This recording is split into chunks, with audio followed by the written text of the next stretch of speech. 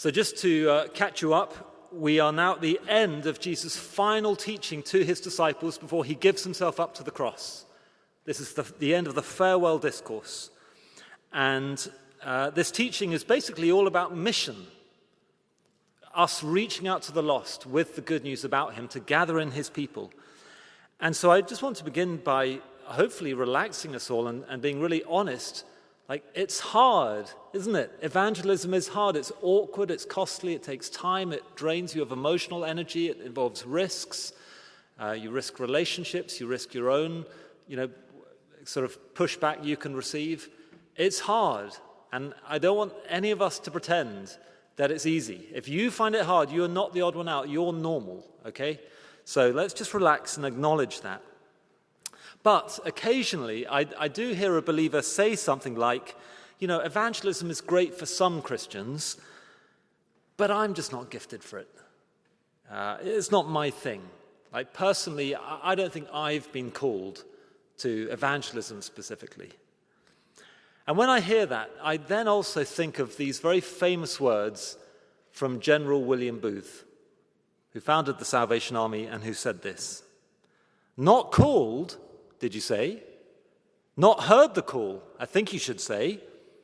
Put your ear down to the Bible and hear him bid you go and pull sinners out of the fire of sin. Put your ear down to the burdened, agonized heart of humanity and listen to its pitiful wail for help. Go stand by the gates of hell and hear the damned entreat you to go to their Father's house and bid their brothers and sisters and servants and masters not to come there. Then look Christ in the face, whose mercy you have professed to obey, and tell him whether you will join heart and soul and body and circumstances in the march to publish his mercy to the world." Do you hear the urgency? The mission matters. Eternity's at stake. God's glory is what we're chasing. That is the most valuable, precious thing in the universe. God's glory in the eternities of precious human beings.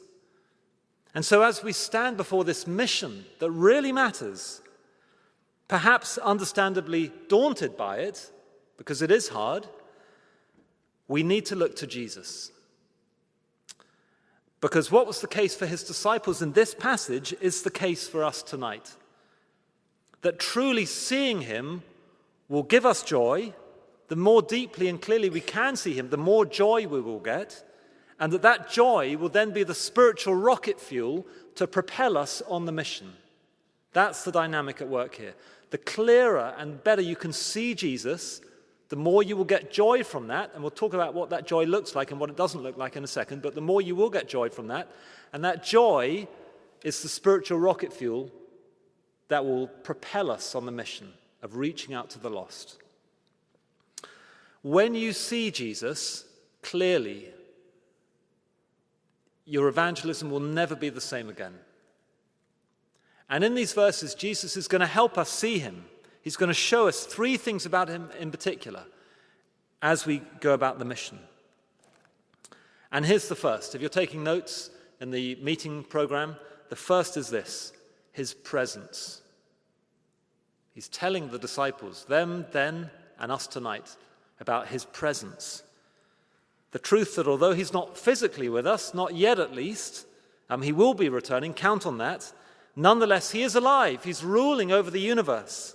He's looking down on us tonight, this afternoon, right now, in this sanctuary. He knows us. He loves us. He's with us. He's around. And we see this truth in verses 16 to 22. So have a look at verse 16. He says, "A little while and you will see me no longer." So that's referring to his death, his 3 days in the tomb. They'll think he's gone. And he goes on, "And again a little while and you'll see me." In other words, I will have risen. I'll be alive. I'll be around. Now, the good old disciples who we've grown to know and love throughout the last 16 chapters don't get it.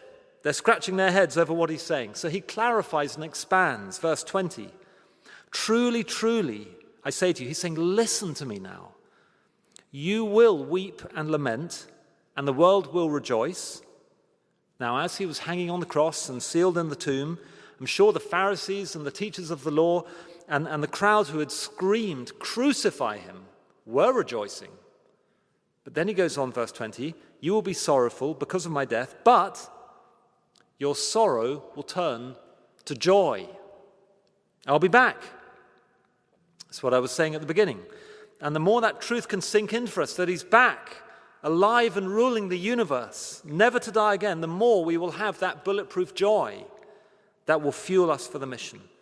Now, that joy doesn't look like going around, regardless of what is happening in our lives, with a big, silly grin on our faces.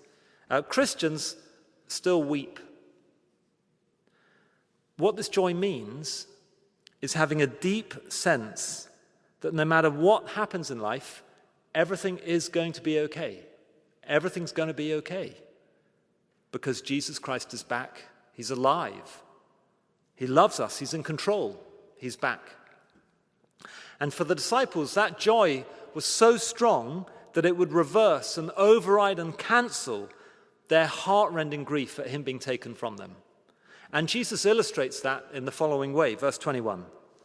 "When a woman is giving birth, she has sorrow because her hour has come." So think of the agony of labor. "But when she's delivered the baby, new life, she no longer remembers the anguish for joy that a human being has been born into the world. So also you have sorrow now, but there will be new life. But I will see you again, and your hearts will rejoice, and no one will take your joy from you."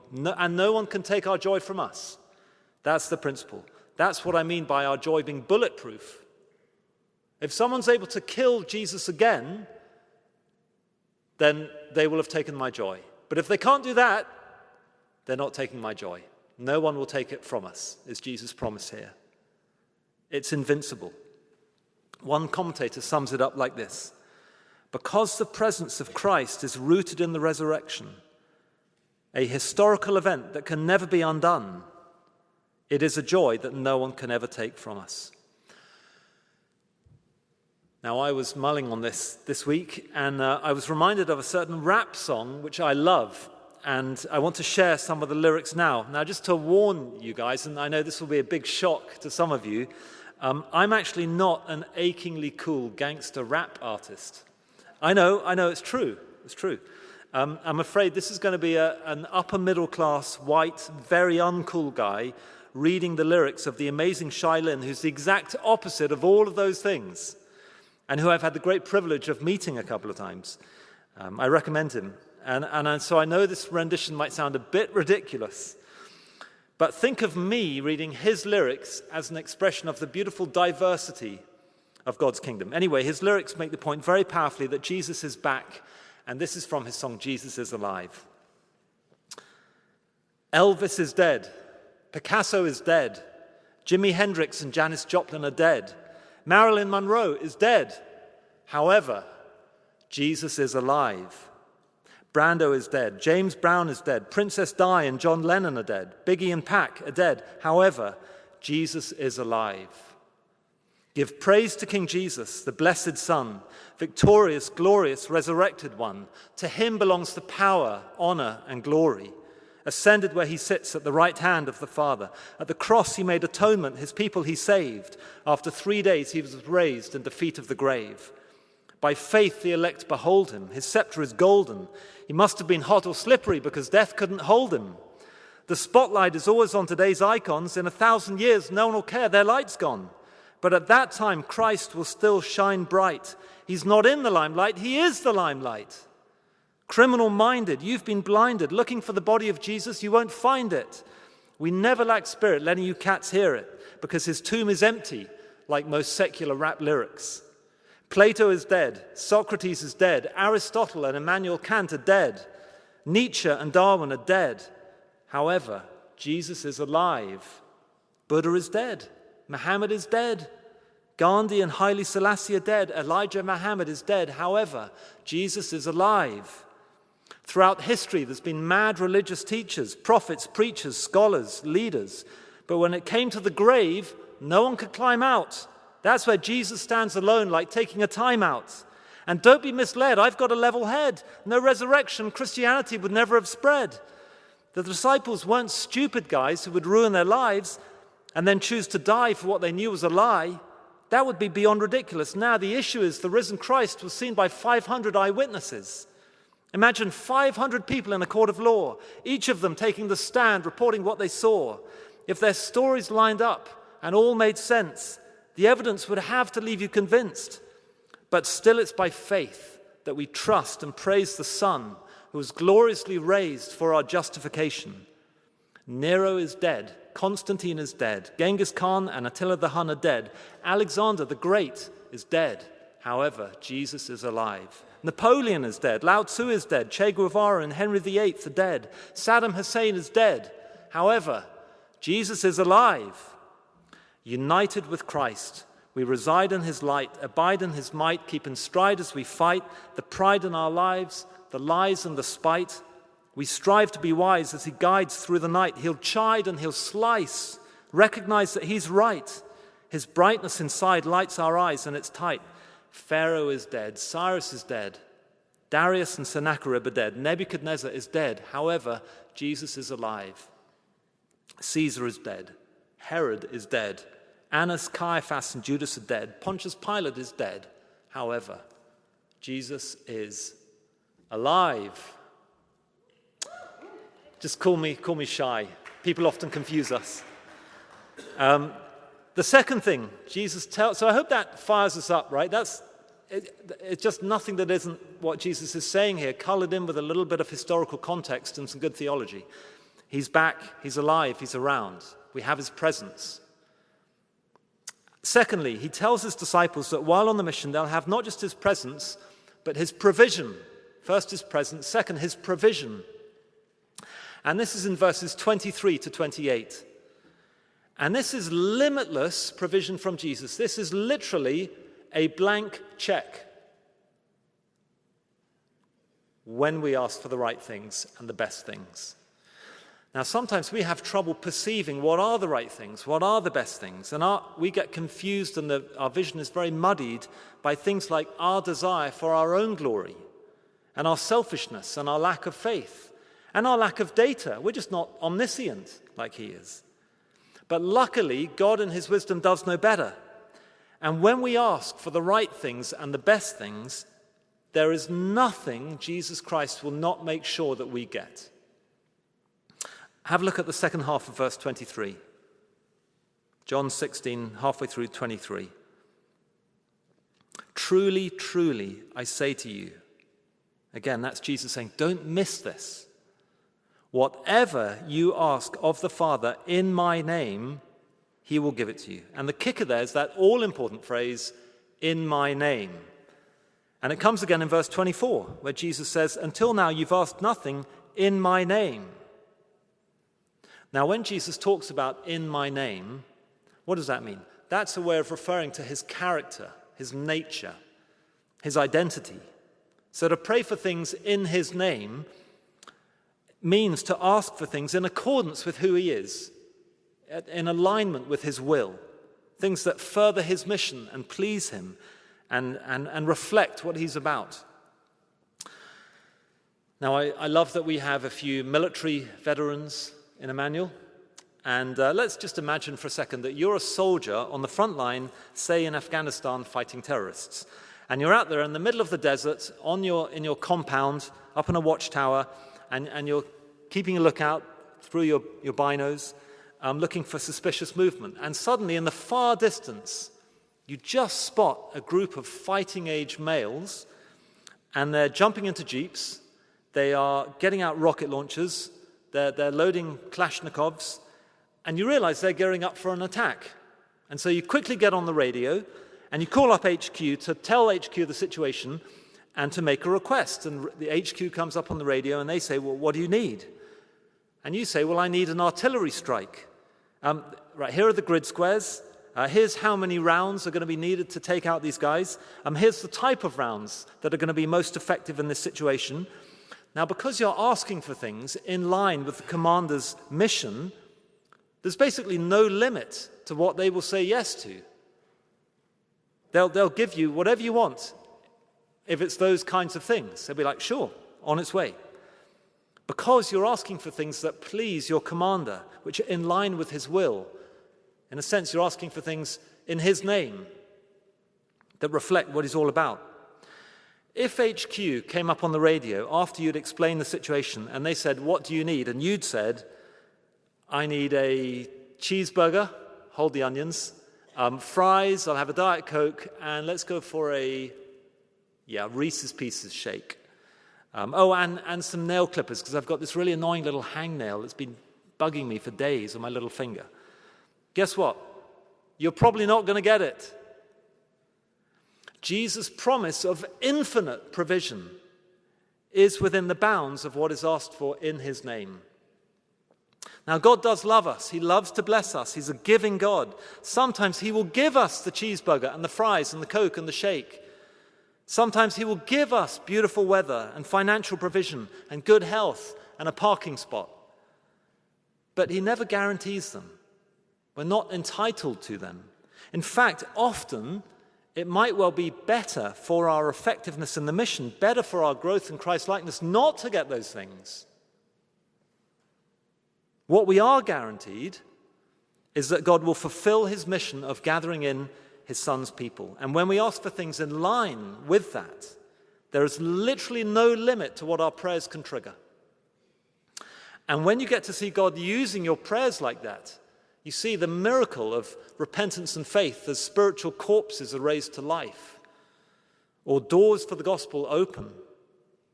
Nothing is more fulfilling and joyful to watch. And it's quite surreal, realizing that God is using you to shift things around in the world around you, just through you saying stuff to him. As Jesus says at the end of verse 24, "Ask and you will receive, that your joy may be full." And the disciples went on to experience this and learn this. Look at verse 26. Jesus says, "In that day you will ask in my name." So they got to find out what this was like. And then Jesus goes on, "And I do not say to you that I will ask the Father on your behalf." He's saying, look, by that point I will have died on the cross and brought you into direct fellowship with the Father. You'll be able to ask him direct yourself. And verses 27 and 28 reinforce that point as well. And this side of the cross, that is our privilege. That is our position. We have the unbelievable privilege of direct access to God the Father because of Jesus' death on the cross for our justification. In other words, that granted us his righteousness as a status when he took our sinfulness so that the Father could accept us. So we can talk direct to the Father, as Jesus promised would be the case for his disciples. And when we ask for things in line with his Son to advance his mission, there is no limit to what he can do with that. As Jesus says in verse 23, whatever we ask, it's exciting. And one writer says this about prayer: "I strongly suspect that if we saw all the difference that our prayers to God make, and all the people those prayers were destined to affect, and all the consequences of those effects down through the centuries, we would be so paralyzed with awe at the power of prayer that we would be unable to get up off our knees for the rest of our lives." Like, who knows how God has used your prayers? I think it might beg a belief if we were shown behind the curtain right now.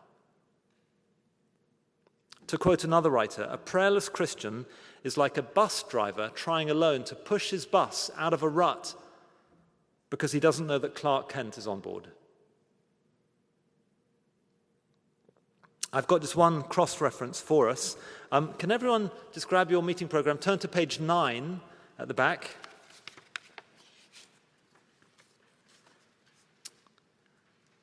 And just have a look at item number 1, the top item on page 9 of the meeting program.